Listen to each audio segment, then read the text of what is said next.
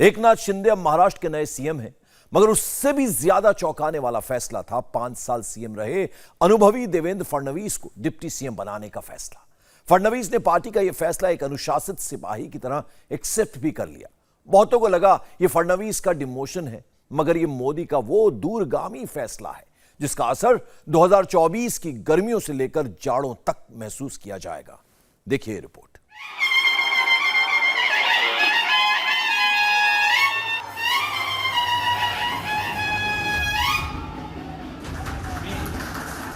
एकनाथ संभाजी शिंदे ईश्वर साक्ष शपथ घेतो की महाराष्ट्र की सत्ता में फिर शिवसेना, महाराष्ट्र के शासन में फिर शिवसेना। बाला साहेब के नाम की शपथ लेकर महाराष्ट्र के नए सीएम बन गए शिंदे और उनकी सरकार में डिप्टी सीएम देवेंद्र फडणवीस।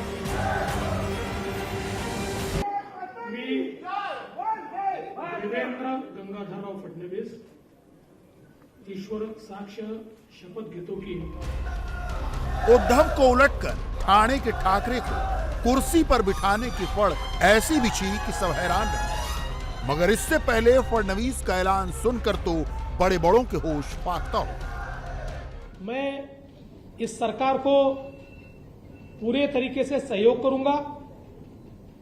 मैं सरकार के बाहर रहूंगा और इस सरकार को सफल बनाने हेतु जो जो चीज करना आवश्यक है, ऐसी सारी चीजें हम मिलकर करेंगे। मेरा विश्वास है आदरणीय प्रधानमंत्री मोदी जी ने जो विकास का एक नया पर्व शुरू किया है, उस विकास के पर्व को 2.5 साल का जो ब्रेक लगा था वो ब्रेक निकलेगा और फिर से महाराष्ट्र की प्रगति की एक्सप्रेस ये तेजी के साथ भागेगी। और उसके लिए मैं श्री एकनाथ शिंदे जी को बहुत बहुत बधाई देता हूं। जिस देवेंद्र फडणवीस का मुख्यमंत्री बनना श्योर शॉट माना जा रहा था, जिस फडणवीस ने उद्धव एंड अघाड़ी को बेदखल करने की बिसात बिछाई, वही देवेंद्र फडणवीस सरकार से बाहर होंगे, ये सबके लिए चौंकाने वाला था। महाराष्ट्र की सियासी नस पर फडणवीस की पकड़ कितनी मजबूत है, फडणवीस ने कितने धैर्य से 2.5 साल इंतजार किया, अघाड़ी सरकार के कितने अंतर्विरोध उन्हें पता थे। शिवसेना के माननीय उद्धव जी के नेतृत्व में कांग्रेस एनसीपी की सरकार चली और इस सरकार के चलते शिवसेना के विधायकों में बड़ा रोष था। उनको लगता था वापस वोट मांगने जाना है और आज तक जो बातें कही उसके विरोध में काम हो रहा है। जिनके खिलाफ जिंदगी भर लड़े उनके साथ बैठे वोट कैसे मांगेंगे। साथ ही में उनकी कॉन्स्टिट्यूएंसी में उनके खिलाफ जो हारा उसको पैसा मिलता था, फंड्स मिलते थे और ये सारी चीजों से एक बड़ा अनरेस था। और उसके चलते श्री एकनाथ शिंदे जी के नेतृत्व में शिवसेना के विधायकों ने एक ही मांग की कि कांग्रेस एनसीपी के साथ हम नहीं रह सकते और ये गठबंधन तोड़ा जाए। किंतु उनकी मांग मंजूर नहीं हुई। माननीय उद्धव जी ने हिंदुत्व छोड़ दिया, विचारों को छोड़ दिया और अपने विधायकों से ज्यादा कांग्रेस और एनसीपी की बात दिल को लगाकर रखी और उन्हें ही महत्व दिया। इसके चलते इन विधायकों ने अपनी आवाज बुलंद की। मैं इसको बगावत नहीं कहूंगा, मगर इस सारी उलटफेर की धुरी बाला साहेब का हिंदुत्व बना। उद्धव गैंग ने हिंदू हृदय सम्राट बाला साहेब पर अपना अकेला अधिकार जताया था। शिंदे को अपने पिता के नाम पर वोट मांगने की चुनौती दी थी। उस हिंदुत्व का जिक्र देवेंद्र फडणवीस ने पूरे अधिकार के साथ किया। हिंदुत्व से शिवसेना का बढ़ता फासला दिखाया कि हिंदू हृदय सम्राट शिवसेना प्रमुख बाला साहेब ठाकरे जी ने जिन विचारों का जीवन भर विरोध किया, जीवन भर जिनसे लड़ाई की और जिनके बारे में वो कहते थे कि अगर इनके साथ जाना पड़ा तो मेरी दुकान बंद कर दूंगा, ऐसे लोगों के साथ अलायंस किया और उसके बाद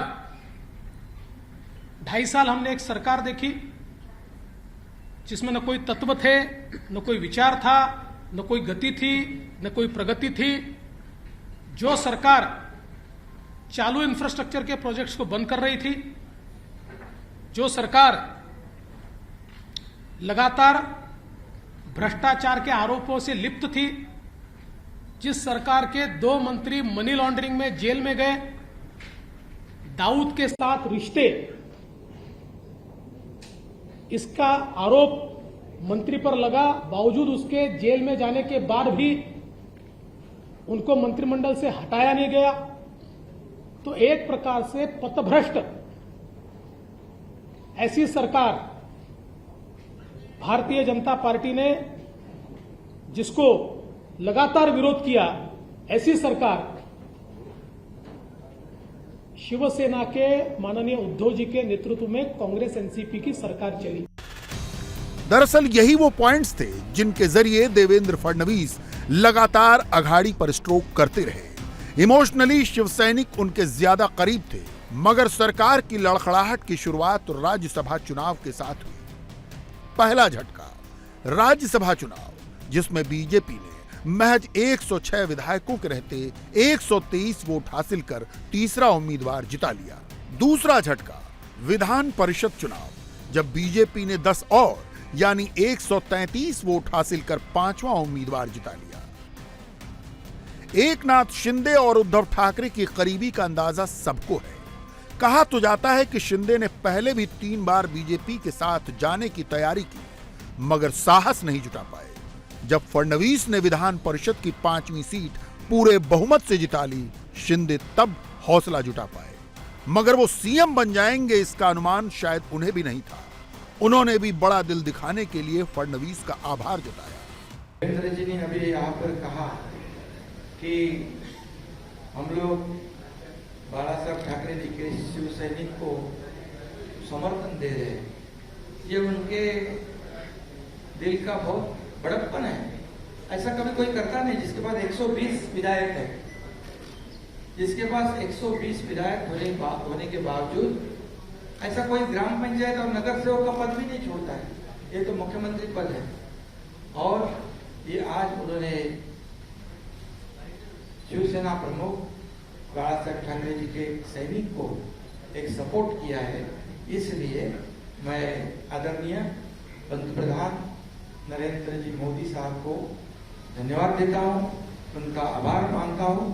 वैसे ही मैं गृह मंत्री अमित जी शाह साहब को भी धन्यवाद देता हूं, उनका आभार व्यक्त करता हूं। जेपी नड्डा जी अध्यक्ष हैं, उनका भी धन्यवाद। और खास करके मैं देवेंद्र जी को धन्यवाद देना चाहता हूं, क्योंकि वो खुद भी इस पद को प्राप्त कर सकते थे, लेकिन उन्होंने कहा है मैं भले मंत्रिमंडल में नहीं, लेकिन मैं इस राज्य के विकास के लिए सरकार के साथ हूं। ऐसा जो इस राज्य में नहीं बल्कि देश में ऐसी मिसाल एक मिसाल होगी, और आज के जमाने में ऐसा करना मुझे नहीं लगता ऐसा कोई कर सकता है। और इसलिए मैं उनको धन्यवाद देता हूं, उनके सभी सहयोगी जो है उनको भी धन्यवाद देता हूं। बीजेपी अपने फैसलों से चौंकाती है। शिंदे को सीएम बनाने के फैसले से साफ था पिक्चर की पूरी पटकथा महाराष्ट्र में नहीं लिखी गई। देवेंद्र फडणवीस नायक जरूर थे, मगर नेतृत्व ने उन्हें फ्लोर के फैसलों पर पूरी छूट नहीं दी थी। अमित शाह से मिलने के लिए देवेंद्र फडणवीस जब 2 दिन पहले आ गए थे, तो उस बातचीत में ये खाका तैयार कर लिया गया था, क्योंकि उस समय सिर्फ इस बात की जानकारी मिली थी कि जो भी होना है उसको अंतिम रूप दे दिया गया है। वो ये होना है जाहिर तौर पे इसके बारे में नहीं बताया गया था, लेकिन ये ज़रूर कहा गया था कि अमित शाह और देवेंद्र फडणवीस की जो दिल्ली में मुलाकात हुई, उस मुलाकात में सब कुछ तय कर लिया गया। रणनीति की बात कर लें तो रणनीति इस लिहाज से कि उन्हें पता था कि उद्धव ठाकरे का सबसे बड़ा तुरूप का पत्ता ये रहेगा, और बार बार संजय राउत और उद्धव ठाकरे इस बात को कह भी रहे थे कि महाराष्ट्र में पहली बार शिवसेना का मुख्यमंत्री बना, उस मुख्यमंत्री को हटाकर आपने उसे डिप्टी सीएम बना दिया, खुद कुर्सी हथिया ली, तो शिव सैनिकों के स्वाभिमान को जगाने का वो एक बड़ा हथियार होता। इस फैसले के सहारे उसे भी कुंद कर दिया गया है, और इसे आप रणनीति कहते हैं। अचानक पिक्चर में एक बड़ा ट्विस्ट आया, जिसने ये बताया कि मोदी की बीजेपी कितनी दूर तक देखती है, कितनी देर तक का सोच कर रखती है। कहां तो देवेंद्र फडणवीस बड़ा दिल दिखाकर सरकार से बाहर बैठने की बात कर रहे थे, पार्टी के राष्ट्रीय अध्यक्ष जेपी नड्डा अचानक स्क्रीन पर कौंधे, देवेंद्र फडणवीस की तारीफ के पुल बांधे और उन्हें डिप्टी सीएम की कुर्सी संभालने का केंद्रीय नेतृत्व का निर्देश सुनाया। महाराष्ट्र के विषय पर अभी हमारे वरिष्ठ नेता और महाराष्ट्र के पूर्व मुख्यमंत्री श्री देवेंद्र फडणवीस जी ने इस बात की घोषणा की है कि हमारे अगले मुख्यमंत्री श्री एकनाथ शिंदे जी होंगे, और साथ ही साथ उन्होंने बहुत बड़ा दिल दिखाते हुए इस बात की भी घोषणा की है कि वो व्यक्तिगत रूप में सरकार से बाहर रह करके समर्थन देंगे और भारतीय जनता पार्टी के पक्ष का पूरा समर्थन एकनाथ शिंदे जी को मिलेगा। यह हमारी पार्टी के नेता और कार्यकर्ता का चरित्र भी दर्शाता है और यह बताता है कि हम किसी पद की लालसा में और पद के लिए नहीं हैं, हम विचार के लिए हैं और विचार को आगे रखने के साथ साथ महाराष्ट्र की जनता की भलाई हो, महाराष्ट्र की जनता का विकास हो, जन जन की आकांक्षाएं पूरी हों, इस बात को ध्यान में रखते हुए हमारे देवेंद्र फडणवीस जी ने इस बात का फैसला किया है। लेकिन भारतीय जनता पार्टी की केंद्रीय टीम ने इस बात को तय किया है कि देवेंद्र जी को सरकार में आना चाहिए और सरकार में पदभार संभालना चाहिए, और इसलिए देवेंद्र जी से व्यक्तिगत रूप में भी आग्रह किया है और केंद्र ने इस बात को निर्देशित किया है कि देवेंद्र जी उप मुख्यमंत्री के रूप में, डिप्टी चीफ मिनिस्टर के रूप में कार्यभार संभालें और महाराष्ट्र की जनता और महाराष्ट्र की लोगों की जो आकांक्षाएं हैं उसको पूरा करने के लिए पूरी ताकत लगाएं और जन जन की आकांक्षाओं को एक विकसित प्रदेश के रूप में महाराष्ट्र को खड़ा करने में अपना योगदान करें। जो शख्स पूरे 5 साल सीएम रह चुका हो, नंबर के गुणागणित में पूरी तरह माहिर हो, उसके लिए डिप्टी सीएम की कुर्सी एक्सेप्ट करने का फैसला आसान नहीं था। मगर बीजेपी जैसी अनुशासन से बंधी पार्टी और उसके अनुशासित सिपाही फडणवीस ने यह फैसला सिर माथे पर लिया। उनका ट्वीट आया, प्रामाणिक कार्यकर्ता के नाते पार्टी के आदेश का मैं पालन करता हूं। जिस पार्टी ने मुझे सर्वोच्च पद तक पहुंचाया, उसका आदेश मेरे लिए सर्वोपरि है। इसके बाद अमित शाह ने उन्हें पार्टी का फैसला स्वीकार करने की बधाई दी। भाजपा अध्यक्ष श्री जेपी नड्डा जी के कहने पर श्री देवेंद्र फडणवीस जी ने बड़ा मन दिखाते हुए महाराष्ट्र राज्य और जनता के हित में सरकार में शामिल होने का निर्णय लिया है। ये निर्णय महाराष्ट्र के प्रति उनकी सच्ची निष्ठा और सेवा भाव का परिचायक है। इसके लिए मैं उन्हें हृदय से बधाई देता हूं। हालांकि फडणवीस को डिप्टी सीएम बनाने का फैसला सबके लिए चौंकाने वाला था, मगर धीरे धीरे पार्टी नेतृत्व अपने इस चौंकाने वाले फैसले को नीचे तक पहुंचाने में कामयाब रहा। बीजेपी सांसद धनंजय महाडिक ने नरेंद्र मोदी की पूरी रणनीति ही समझा दी। हमारे लिए बहुत शॉकिंग था।